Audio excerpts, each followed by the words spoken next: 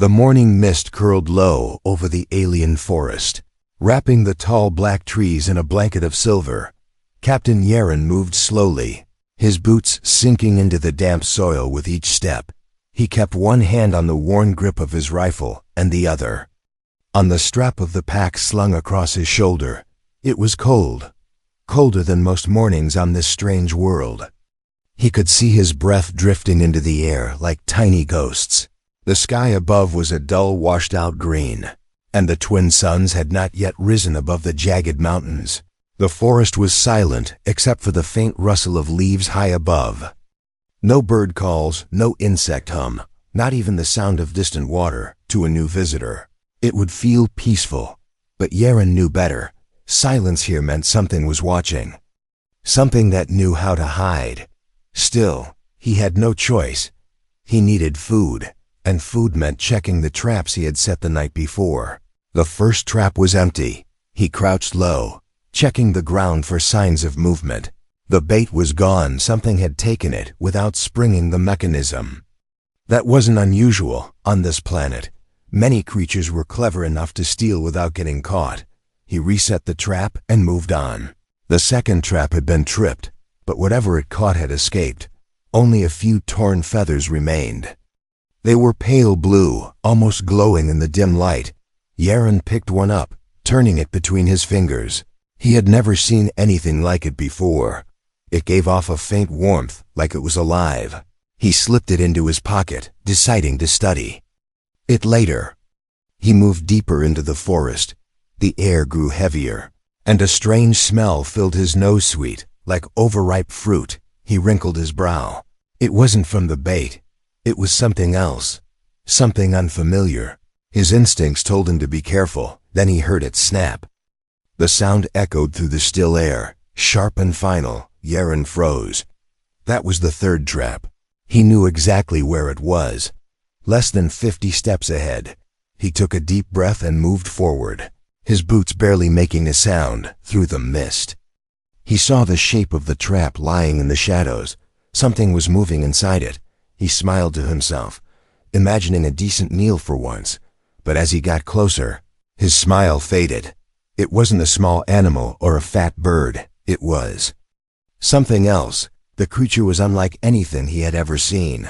Its body shimmered with a strange, shifting light, as if its skin was made of glass and water. Feathers, or what looked like feathers, ran along its arms and back, but they glowed faintly, giving off a blue hue that lit the trap. Its eyes were large and dark, reflecting his face as if they were pools of ink. It wasn't thrashing or crying out.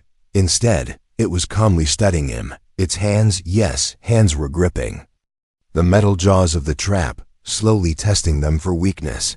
Yaren stopped a few steps away. His stomach tightened. This was no animal. It was intelligent. He could see it in the way it moved, in the way it tilted its head when it looked at him. And then he heard a voice, not in his ears, but in his mind. "Release me, human, and I will not hunt you." Yaren froze. He had heard of telepathic creatures before, but never thought he would meet one. The voice was calm, almost polite, but carried a dangerous edge. He didn't answer, not out loud. Instead, he gripped his rifle tighter. The forest seemed to lean in, waiting for his choice. The creature's eyes narrowed. It shifted slightly, and Yaren noticed the trap's steel jaws had begun to bend under its grip. This thing was strong, too strong. If it broke free, he wasn't sure he could stop it. But before he could decide, a sound rolled through the forest, a deep, rumbling growl that made the ground vibrate. It came from somewhere beyond the mist. Far away, but moving closer. The creature in the trap turned its head toward the sound, then back to him. The voice returned, sharper now. "If you leave me here, that will be the last choice you make." Yaren's mouth went dry. Whatever was coming, it was big, bigger than him, maybe bigger than the creature in the trap. His instinct screamed at him to run, but his curiosity and maybe something else rooted him in place. He found himself stepping closer, just enough to see the traps locking mechanism. The creature's gaze never left his. For a moment, it almost looked Human. Then from somewhere deep in the forest, the growl came again, louder this time, and Yaren realized he had only seconds to decide. Yaren knelt beside the trap, his breath clouding in the cold air. The alien inside did not flinch, did not beg, did not even blink. It simply watched him, as if it was weighing his soul like some ancient judge. Its glowing feathers shifted, sending ripples of blue light across the damp ground. The strange sweet scent from before was stronger here. Wrapping around him like invisible vines, it was hard to think clearly in it. Every breath seemed to push away his fear and replace it with something else. Curiosity, maybe trust, maybe danger. Where are you from? Yaren muttered, even though he knew it probably wouldn't answer. But it did, not with a sound, but inside his head again. Far beyond the reach of your kind. Human. The voice was cool and smooth. Release me, and I will not harm you. Keep me here, and you will not survive what is coming. Yaren frowned, glancing toward the mist-shrouded trees where the growl had echoed. Whatever was out there was moving closer, but something about the creature in front of him was wrong. It didn't look afraid. In fact, it looked almost bored, as if the thing approaching was nothing compared to it. He studied the trap's metal jaws. The creature had been working them loose slowly, methodically. If he didn't act, might free itself soon. And if it could bend reinforced steel with its bare hands, what else could it do? You could have just broken the trap, Yaren said quietly. The alien tilted its head, its ink-black eyes unblinking. And risk losing the chance to speak to you. No, it replied in his mind. Yaren almost laughed, half from nerves, half from disbelief. Of all the things he had expected to catch for breakfast, an alien diplomat was not one of them. The ground shivered again, this time. The sound from the forest was joined by a new one, sharp clicking noises, like bone tapping against bone. The alien's gaze flicked in that direction. Time is over, human, it said, and for the first time, Yaren felt urgency in its voice. Against his better judgment, he reached for the trap's release bar. The moment it clicked open, the alien moved with blinding speed. It stepped out, not stumbling, not limping, its movements smooth and predatory. Up close, Yaren realized it stood taller than him by half a head, its glowing feathers dimmed as it scanned the mist. It carried no visible weapons, yet there was a cold confidence in the way it moved. As if it was the weapon, Yaren raised his rifle, not at the alien, but at the trees. Whatever's coming, you better be worth saving. He muttered. The alien glanced at him, a faint curl of its lip that might have been a smile. I am, it said simply. Then the forest exploded with sound branches snapping, the growl turning into a roar, the bone clicking becoming a deafening chorus. The alien stepped forward, placing itself between Yaren and the noise. It didn't look back at him. It didn't need to. The mist ahead boiled as something massive pushed through the trees. Yaren could see only shifting shadows, but each one looked big enough to crush him. The ground pulsed beneath his boots, like a heartbeat that didn't belong to the forest. The alien took one slow step forward, its feathers now dim and tight against its body. It was hiding its light, preparing. Yaren's grip on his rifle tightened until his knuckles turned white. The creature in the mist let out another roar, this one close enough to make his ears ring. It was followed by a deep, wet exhale, the sound of something breathing that had never been human. Then came the smell, sharp, metallic, like blood cooked over fire. Yaren's instincts screamed at him to run, but the alien's voice cut into his mind. If you want to live, you will do as I say. Yaren's jaw tightened. He didn't like being told what to do, especially by something that had been in his trap 2 minutes ago. But the forest felt smaller now, as if the trees were leaning in to watch. Why should I trust you? He asked under his breath. The alien's head tilted slightly. Because without me, you will die before you even see its teeth. The sound in the mist grew louder, branches snapping like dry bones. Something heavy scraped against the forest floor, and the faint glow of molten eyes blinked in the dark. Yaren swallowed hard. The alien's voice came again. "We make a pact. I help you survive this hunt, and in return, you guide me through the human settlement nearby. There is something I must find." Yaren almost laughed. It was asking for help. But the heat in its words wasn't desperation. It was certainty. The way it stood told him it was more than capable of defending itself. It didn't need him for survival. It needed him for something else. Something it wasn't saying. Another roar shook the trees, and now Yaren saw it. A silhouette stepping from the mist. Massive and hunched, its skin armored with jagged plates. Its claws were longer than his forearm, and steam poured from its nostrils as it sniffed the air. The molten eyes locked on him. The alien shifted into a low stance. Ready to strike, Yaren realized that if he refused the deal, this thing wouldn't care who it killed first. "Fine," he said, breathing fast. "We survive this. I'll get you where you need to go." The alien's eyes flickered with an unspoken agreement. "Then stand close, human," it said, from the mist. The predator lunged. The predator burst from the mist like a living avalanche. Its claws tore into the ground, spraying soil and shards of stone. Armored plates clinked and shifted across its hulking body, each one glowing faintly from the heat inside. Its head was a nightmare of bone ridges and fangs curved inward like hooks. Every breath from its nostrils came out as boiling steam. The forest itself seemed to shrink back from it. The mist swirling away as if afraid, Yaren raised his rifle and fired. The shot cracked through the air, but the bullet sparked harmlessly against the beast's armor. It didn't slow down, it only roared louder. The sound like steel tearing in half. The vibration rattled in Yaren's ribs. He stepped back, trying to keep his aim steady. The predator lowered its head, ready to charge straight through him, and then the alien moved. It didn't leap, it blurred, covering the distance in a heartbeat. One glowing hand gripped a weapon Yaren hadn't seen before.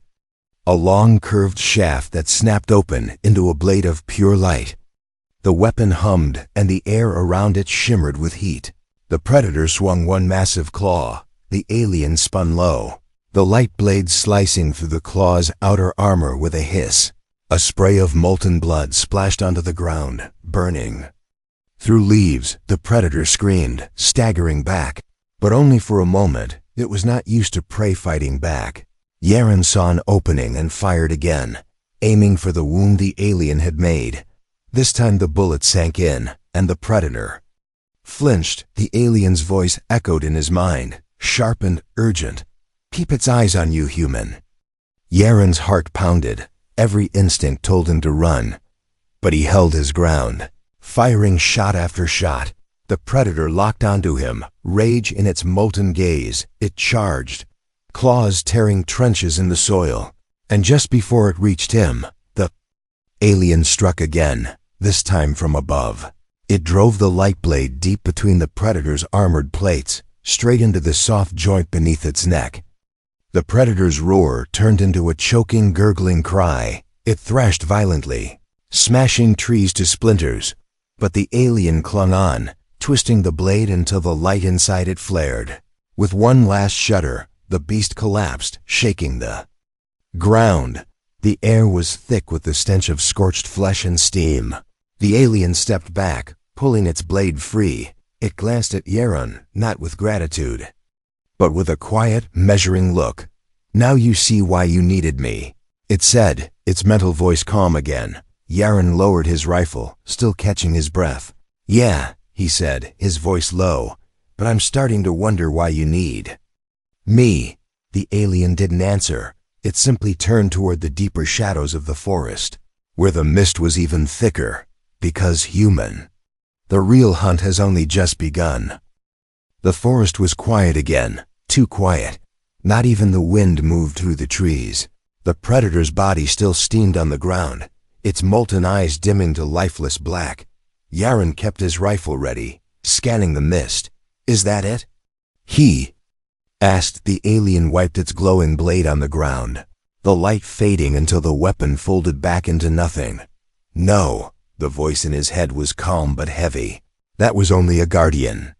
The true threat still moves, Yaron frowned. A guardian? That thing was the size of a truck. The alien looked toward the west, its ink-black eyes narrowing. There's a brood mother. She breeds the hunters you call predators. If she lays her next clutch, this forest will not hold them.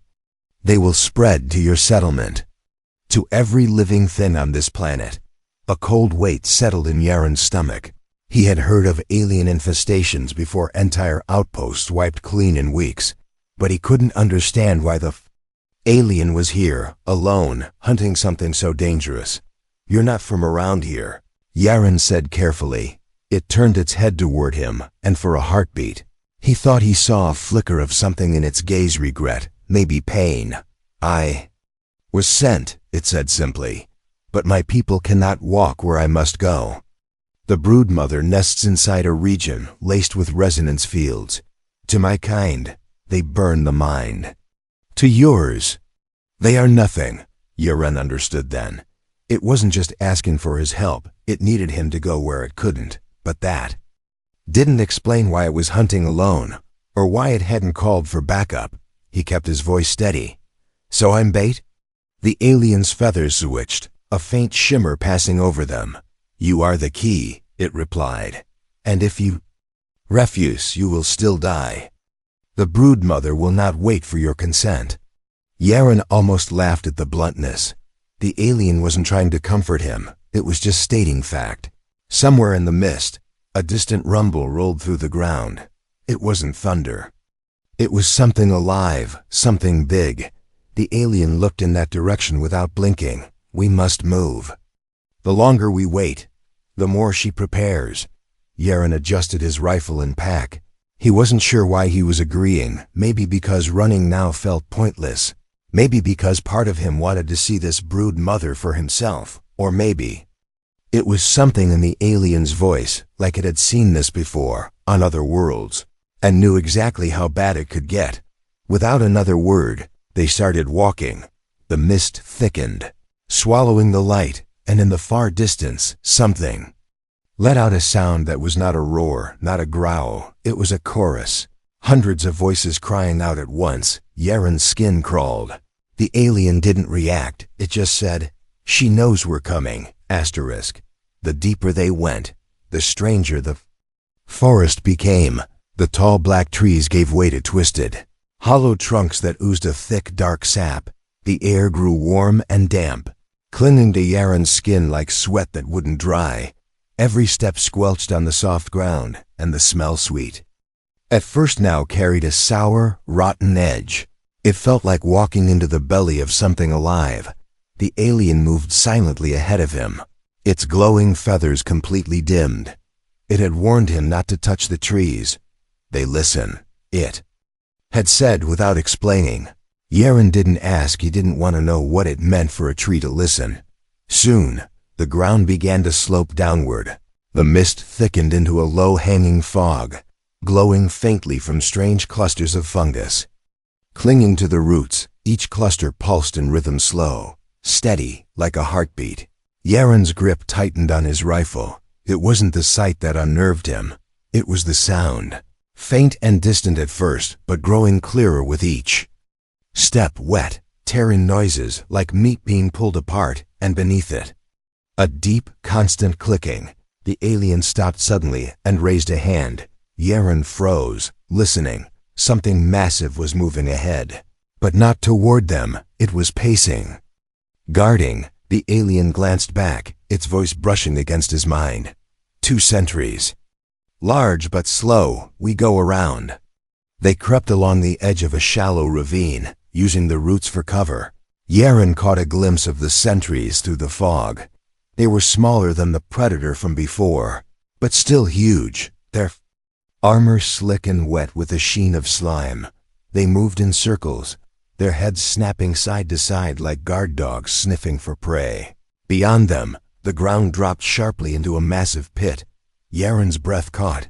The pit was alive, its walls lined with writhing shapes, eggs, dozens of them, each the size of a boulder. Their surfaces slick and translucent. Inside, dark forms shifted and curled. Some of the eggs pulsed with light. Faint but steady, others switched as if something inside was ready to hatch. The alien crouched beside him and pulled a small, flat device from its belt. It was no bigger than Yaren's palm, but its surface rippled like water under moonlight. Place this at the nest's center. When I give the signal, leave without looking back, the alien said. Yaren stared at the device, then at the pit. You want me to go down there? Alone? The alien's eyes did not blink. They will not see you if you move slowly. They will see me the moment I step inside. Yaren's mouth was dry. The pit looked like a trap waiting to swallow him whole. But the alien's voice was steady. One path leads to your death now. One path leads to your death later. This one may lead to survival. He took the device, feeling its strange cold weight in his hand. Then he began the slow climb down into the pit. Every step sank into the spongy, wet ground. The eggs loomed around him like silent watchers, their faint light casting ghostly shadows across his face. Somewhere above, the alien silhouette stayed still against the fog. Watching, waiting, and far deeper in the nest, something shifted, something much larger than an egg. Yaren felt it before he saw it, the faint vibration through the ground. Like footsteps, only. They were coming from below. Yaren froze. The faint vibration through the ground was getting stronger. Faster. It wasn't the slow, cautious steps of the sentries. This was something heavy and deliberate. Something that knew exactly where he was, from the shadows beneath. The largest cluster of eggs, a shape emerged. It was massive, larger than the predator they had fought before, its body low and coiled. Armored plates ridged with sharp spines. Its eyes were deep pits of burning gold, and between its jaws, rows of teeth shifted and clicked like bone knives rubbing together. The broodmother. Yaren's breath caught in his throat.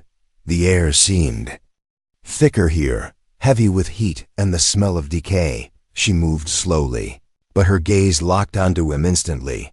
The eggs around him began to twitch and pulse faster, as if they could sense her rage. Above, the alien's voice pierced his mind.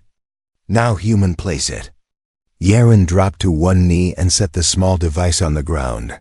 Pressing the center, it came alive with a low hum, the surface rippling with waves of blue light.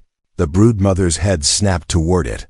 Her roar shook the walls of the pit, spraying droplets of hot saliva across his face. She lunged. Yaren scrambled backward, his boots slipping in the wet soil. The alien dropped into the pit like a falling shadow, landing between Yaren and the creature. Its light blade flared too. Life, brighter than he had ever seen. The broodmother struck with terrifying speed. Her claws smashing into the ground, the alien met her head on, each blow of its blade sending bursts of steam and molten blood into the air.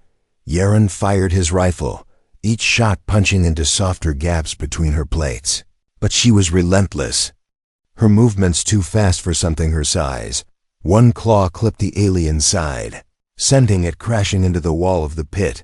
Yaren didn't think. He fired again, aiming for her open jaws.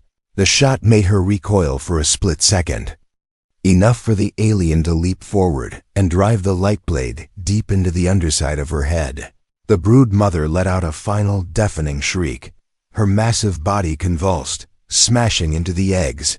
The device on the ground began to pulse faster, its hum turning into a sharp, rising tone. Go! The alien's voice thundered in his mind. Yaren didn't look back. He sprinted up the slope of the pit, boots slipping, hands clawing at the roots for grip.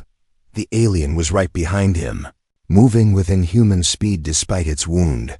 The moment they cleared the rim, the ground shook violently.